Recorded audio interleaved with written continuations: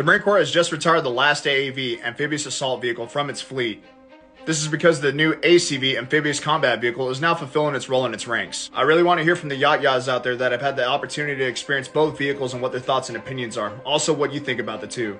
And if you think the new ACV is just an amphibious striker that the Marine Corps is going to use, you're wrong. I've been fortunate enough to see both a striker and an ACV in real life, and I'll say this, the ACV is absolutely massive compared to a striker. The AAV is no pipsqueak either. I remember the first time I had an encounter with an AAV, it instantly reminded me of the Jawa Sandcrawler from Star Wars. For over 50 years, the AAV is one of the key vehicles that's been able to give the Marine Corps its amphibious ship-to-shore operation capabilities. Throughout its service life, the AAV has gone through many upgrades, one of them being the suspension. Take a close look at it right now. And here's a picture of a more modern one. Looks very similar to that of a Bradley. Now don't quote me on it, but I know one of the variants at some point in time shared the same engine and transmission as the M2 Bradley. During the Iraq War, the AAV was used extensively as an armored personnel carrier for the Marines. Unfortunately, the AAV was very susceptible to IED blasts. That's because it had a flat bottom hull, it was lightly armored to reduce weight so it could float easier in amphibious operations, and had a low ground clearance.